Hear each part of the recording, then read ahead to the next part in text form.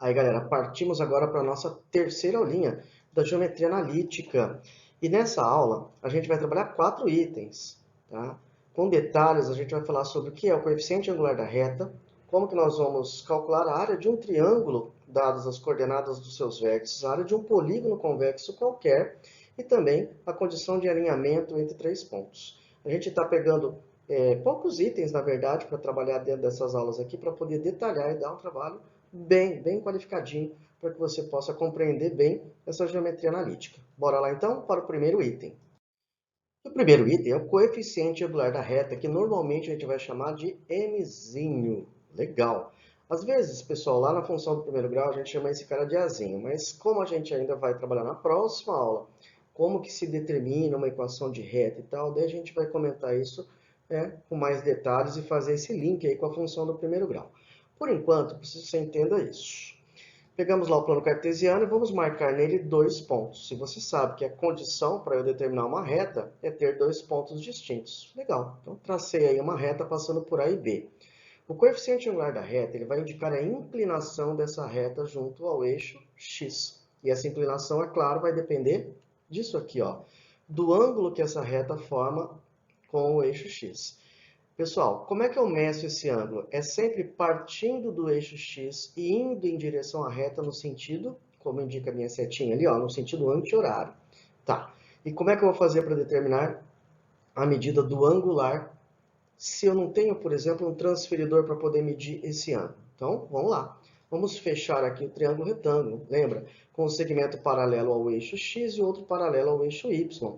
Aí o nosso ângulo alfa aqui em cima é o mesmo daqui de baixo. Lembra? Paralelas cortadas por uma transversal possuem ângulos que têm a mesma medida, né? Os ângulos correspondentes, aqueles que ocupam a mesma posição. Como é que eu vou fazer para calcular a medida do ângulo alfa? Ora, se eu tenho as coordenadas A e B, um cateto desse triângulo eu obtenho fazendo x1 menos x0, e o outro cateto fazendo y1 menos y0. Caraca! Então, se eu quiser calcular esse ângulo alfa, basta eu determinar a razão entre a diferença dos y e a diferença dos x. E a razão entre os dois catetos, sendo o primeiro o oposto e o de baixo o segundo o adjacente, eu obtenho aqui ó, a tangente do ângulo alfa.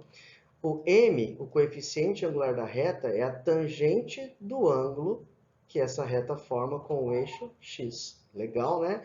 Agora, lembra o que é a tangente? Ora, a tangente é o cateto oposto, que é o y1 menos y0, sobre o cateto adjacente, que é o x1 menos x0. Então, a gente também pode dizer que o coeficiente angular da reta é ΔY por ΔX.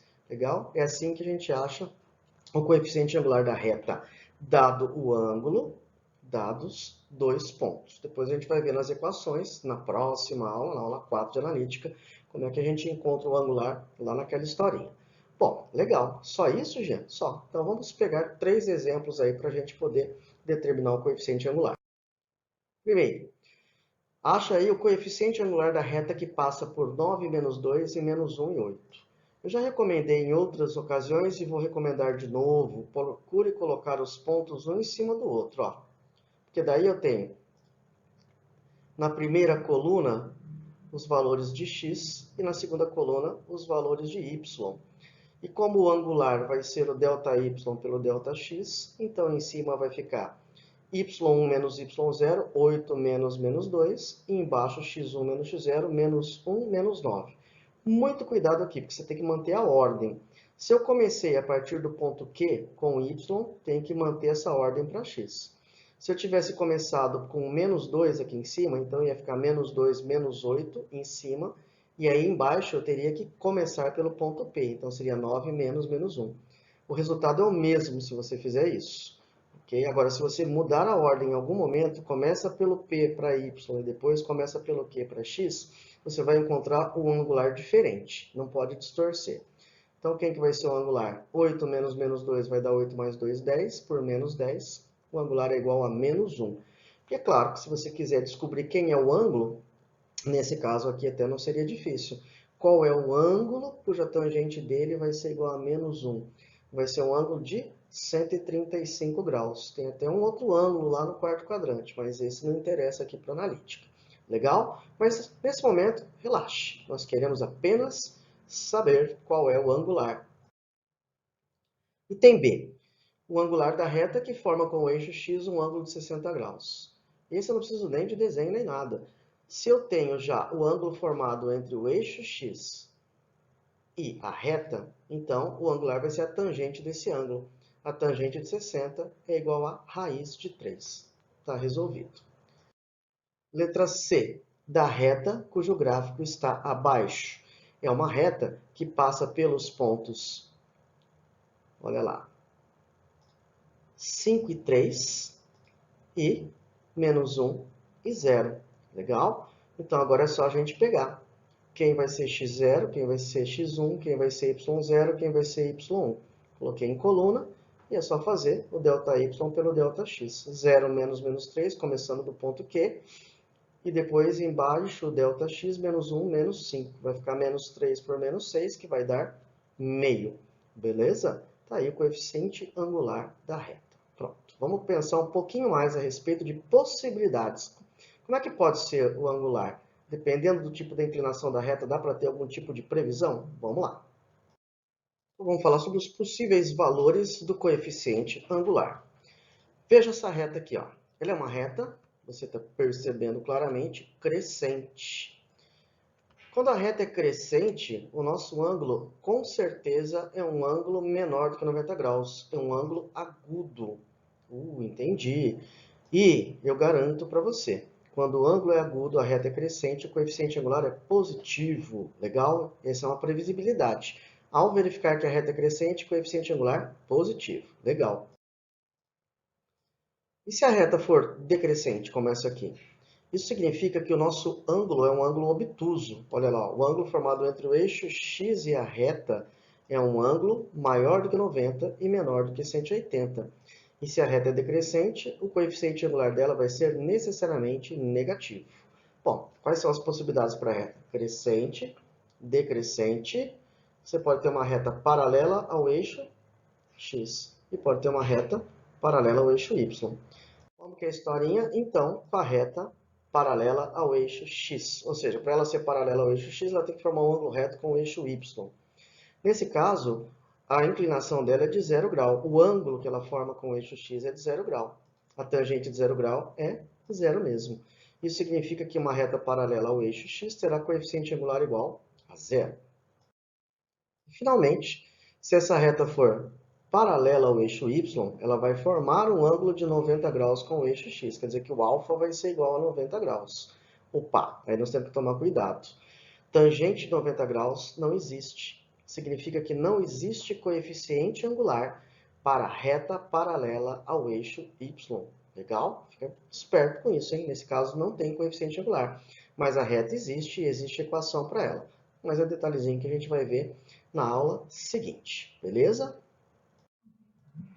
Próximo item, a área do triângulo. Daí você olha e fala assim, pô, mas isso aqui parece ser meio secundário. E até quando você pega certos materiais aí e tal, não te dão a devida importância.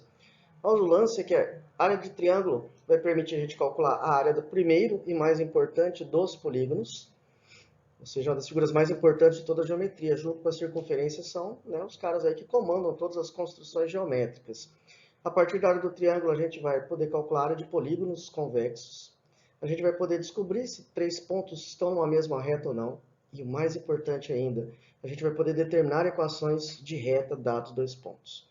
Então, o método que a gente vai trabalhar para poder determinar a área do triângulo é uma das peças mais importantes de toda a geometria analítica. Então, presta bastante atenção agora, até porque é bastante fácil também. O tal triângulo é um cara que tem um montão de fórmulas diferentes para calcular a área. Tem base vezes altura sobre 2. Fórmula de Heron, que é com raiz, perímetro, tem seno, tem um monte de coisa. Essa é caso nós tenhamos os 3 vértices, as coordenadas dos 3 vértices. E como é que a gente calcula isso? Bom, o método convencional é esse aqui, ó. A área vai ser meio, que multiplica, a primeira barra vai ser módulo deste determinante. Um determinante de ordem 3, aonde nós vamos colocar as coordenadas de um ponto na primeira linha, do segundo ponto na segunda linha, do terceiro ponto na terceira linha. Sempre x na primeira coluna, y correspondente na segunda. E aí, para fechar um determinante, a última coluna todo mundo valendo 1. Maravilha! Aí você repete as linhas embaixo, as colunas à direita e tal. Mas tem um método que a gente chama de determinículo, olha que nome mais bizarro, que é mais curto do que esse aqui, ele é mais simples. E é esse método que eu vou insistir para você aprender e aplicar. É assim, ó. Isso aqui é uma corruptela, quer dizer, é uma adaptação aí do determinante. Porém, ele é mais legal, mais simples. Fica assim, ó, meio que multiplica o módulo do tal determinículo. Aí na primeira coluna, você coloca um ponto, na segunda coluna, o segundo ponto, na terceira coluna, o terceiro ponto, sempre com o x em cima e o y correspondente embaixo. E na última coluna, sempre vamos repetir o que foi colocado na primeira coluna. Sempre, João, sempre. Por que do módulo? O módulo é porque se isso ficar negativo, fica positivo, áreas não podem ser negativas. Então, corrijam a possível distorção. E o meio tem a ver com o quê? Tem a ver com base vezes altura sobre 2. Sobre 2 significa multiplicado por meio. Legal. Vamos deduzir isso? Não vamos. É bem chata a dedução para a gente chegar nesse determinante aqui. E ela não é tão importante para a gente num preparatório para vestibulares e tal. No ensino superior, o pessoal até discute isso, mas, sinceramente, irrelevante para a gente nesse momento. Agora, como é que eu calculo, como é que eu aplico isso? Bem fácil, ó. Você vai multiplicar no sentido da diagonal principal, como você aprendeu lá em determinantes, e vai conservar o sinal dessa multiplicação. Depois você vai multiplicar no sentido da diagonal secundária, conforme você fez também no estudo de determinantes, e vai trocar o sinal desses produtos que você obteve. Aí você vai somar tudo.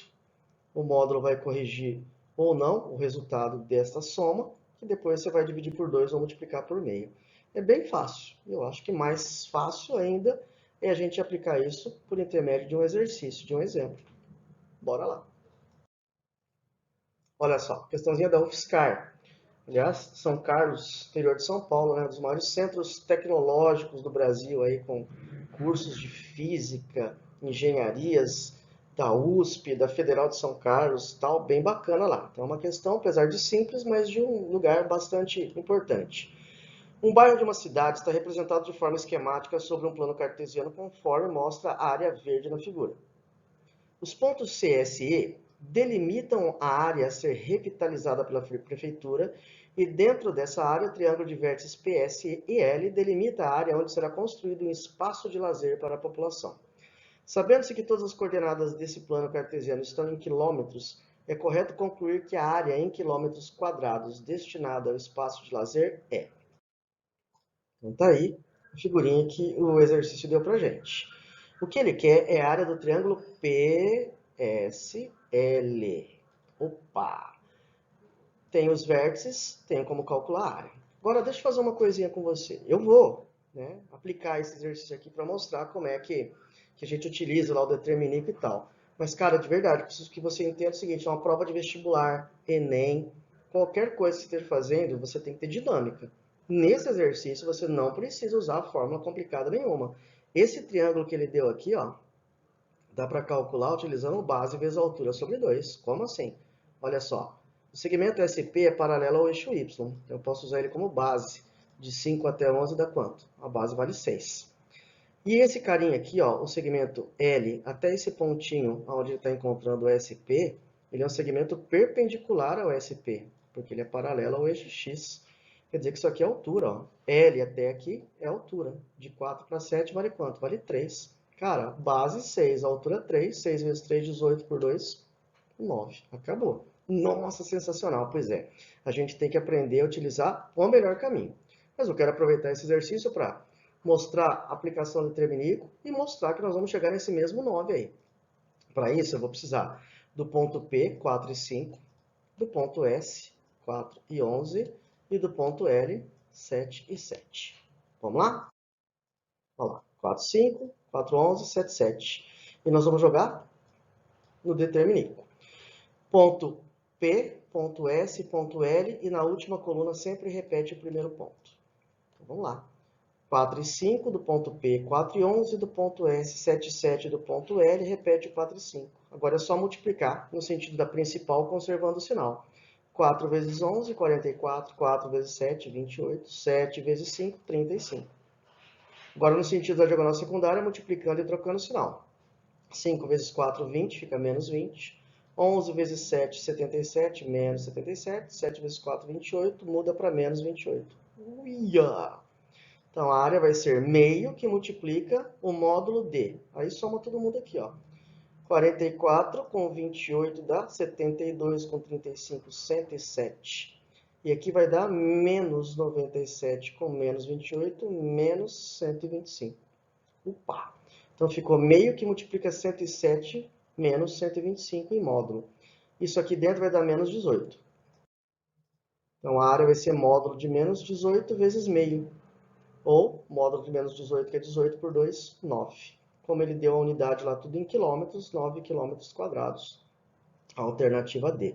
Viu só? E a gente tinha visto pelo próprio desenho que dava esses 9 aí. Legal? Quer dizer, ó, uma forma bem bacana da gente resolver isso com vocês. Filé, próximo item. Área de um polígono convexo de n lados. Quer dizer que eu tenho como calcular a área de triângulo, quadrilátero, pentágono, hexágono de qualquer polígono. Muito bom! E a gente vai utilizar justamente o mesmo procedimento, que tem a ver com o determiníquo ali. Então, ó, um polígono convexo de n lados. Então, eu tenho lá vértice A, E, B, C, D, E, F, G, H, I, blá, blá, e os seus n lados. Como é que eu calculo? Cara, é bem fácil. A área vai ser meio vezes o módulo do determiníquo. Daí, o que você vai fazer? Você vai colocar os pontos nas colunas, até o último ponto. Não importa a quantidade de vértices que você tenha de lados. E lá na última coluna, repete a primeira, conforme a gente fez no triângulo. Só que aqui você tem que tomar muito cuidado com uma coisa, que eu já vi prova de vestibular, questão de vestibular cobrar isso da treta. A coisa é a seguinte, os pontos que você vai colocar tem que ser pontos consecutivos. Como assim, pontos consecutivos? Não é na ordem alfabética, mas na ordem que eles aparecem na sequência da figura. Aí depois é só aplicar o mesmo contexto que você utilizou na área do triângulo. Multiplicou no sentido da diagonal principal, conserva o sinal. Multiplicou no sentido da diagonal secundária, troca o sinal. E essa observação que eu fiz, tá aí também, ó. Tá? Os pontos devem ser ordenados consecutivamente. Como eu vou fazer um exercício agora, vai ficar mais fácil de você entender essa ideia do consecutivo. Então, cuidado. Não é porque tá A, B, C, D, E, né, você vai colocar em ordem alfabética. Você vai colocar na ordem em que os pontos vão fazendo sequência um com o outro para formar os lados do polígono. Mas é bem fácil. Vamos lá, vamos pegar um exemplo aí. Universidade Federal de Tocantins. O professor Pitágoras pediu a um aluno para determinar a área de um local para despensas a ser construído na escola. O local deverá ter a forma de um quadrilátero irregular fechado, onde os vértices são identificados na geometria analítica como sendo os pontos 2 e 0, 3 menos 1, 4 e 2 e 0 e 5. Qual será a medida em unidades quadradas do interior do local a ser construído para dispensas? Então vamos lá. Vamos pegar esses 4 pontos e colocar no plano cartesiano. O que eu digo de consecutivo significa o seguinte, se eu for de A para B, eu formo um lado? Formo. Se eu for de B para C, eu formo um lado? Formo. De C para D e também de D para A. Então, se eu fizer os pontos consecutivos, nesse caso aqui até em ordem alfabética mesmo, eu obtenho um quadrilátero. Se por acaso eu tivesse colocado D como as coordenadas 4 e 4, já tinha bagunçado toda a historinha, 4 e 2. Por quê? Porque daí você ia colocar em ordem alfabética, mas não ia colocar na ordem que a figura tem que ser formada. Se eu coloco o D aqui e o C lá, isso aqui não vira um quadrilátero, se você ligar esses pontos seguindo a ordem alfabética. Por isso que eu até coloquei as setinhas aqui indicando, olha, eu estou indo de A para B, de B para C, de C para D e de D para A. Agora vamos colocar isso aqui no determiníquo. Só que o meu determiníquo aqui, no exemplo, ó, é o determiníquo para n pontos. E eu não tenho n pontos, eu tenho 4. Então, 2 e 0 para o ponto A, 3 e menos 1 para o ponto B, 4 e 2 para o ponto C, 0 e 5 para o ponto D, e repito o primeiro, sempre repito o primeiro. Aí tu vai multiplicar no sentido da diagonal principal, e conservar o sinal do produto. Multiplicar no sentido da secundária e trocar o sinal do produto. Então vai ficar 2 vezes menos 1, menos 2, 3 vezes 2, 6, 4 vezes 5, 20, 0 vezes 0, 0. No sentido da diagonal secundária, multiplicando e trocando o sinal. 0 vezes 3, 0. Menos 1 vezes 4, que vai dar, menos 4 muda para mais 4. 2 vezes 0, 0. 5 vezes 2, 10, que vai mudar para menos 10. Legal? Bom, e agora o que a gente vai fazer? A gente agora vai somar esses valores, jogar dentro do módulo e depois multiplicar por meio. Vamos lá? 24 menos 6, 18. Módulo 18 vezes 2, 9 unidades de área, que são unidades cartesianas quadradas. E vai estar na alternativa D. Viu só? Que fácil, bem tranquilo, né? E hoje, a última aplicaçãozinha, então, que vai ser a condição de alinhamento entre três pontos. E a ideia é bem interessante, olha que legal. Se os três pontos A, B e C estiverem em uma mesma reta, que aqui eu vou chamar de reta R, olha só que legal. Se eles estão numa mesma reta, ou seja, se eles estão alinhados, são colineares, esses três pontos não tem como formar um triângulo, pessoal. Para formar um triângulo, eles não podem ser colineares, olha lá. Aí, eu não tenho como obter uma área para três pontos se eles não estiverem formando um triângulo. Se eles estão em linha, a área do triângulo tem que ser igual a zero. Opa, peraí. E quem é que eu utilizo para calcular a área do triângulo? O determinícuo. Então, se A, B e C pertencem à reta R, ou seja, são colineares, a área do triângulo formado pelos pontos A, B e C tem que ser igual a zero. Quer dizer, o determiniquinho ou determinante formado por esses três pontos aí tem que ser igual a zero. E aí a gente pode colocar três pontos e verificar se os três pertencem ou não a uma mesma reta, como no exemplo aqui. Determine K pertencente aos reais para que os pontos 5, menos 2, 0, 3 e K e 4 sejam colineares, ou seja, estejam em uma mesma reta. Beleza, Gião, olha isso. Vamos pegar XA pelo A, XB pelo B, XC pelo C e sempre repete o primeiro na última coluna. Aí substitui. 5 menos 2, 0, 3, K e 4, 5 menos 2 de novo. Multiplica no sentido da diagonal principal, 5 vezes 3, 15, 0 vezes 4, 0, K vezes menos 2, menos 2K. Multiplica no secundário, menos 2 vezes 0, que vai dar 0. K vezes 3, que vai dar 3K, muda para menos 3K. 5 vezes 4, que vai dar 20, muda o sinal para menos 20. Aí junta. 15 menos 2K, menos 3K, menos 20 igual a 0.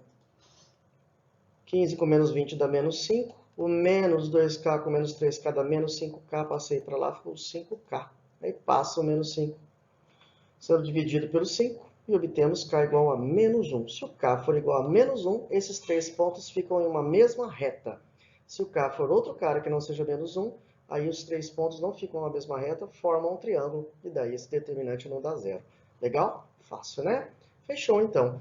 Tá? Isso aqui é fundamental para toda a geometria analítica. E a gente, na próxima aula, vai estudar as equações de retas, diversos tipos, como é que eu obtenho. E esse método, que utiliza o determinícuo, vai ser o filé. E a gente vai retornar nele logo no comecinho da próxima parte de analítica. Legal? Beijos do Jean, até a próxima aula.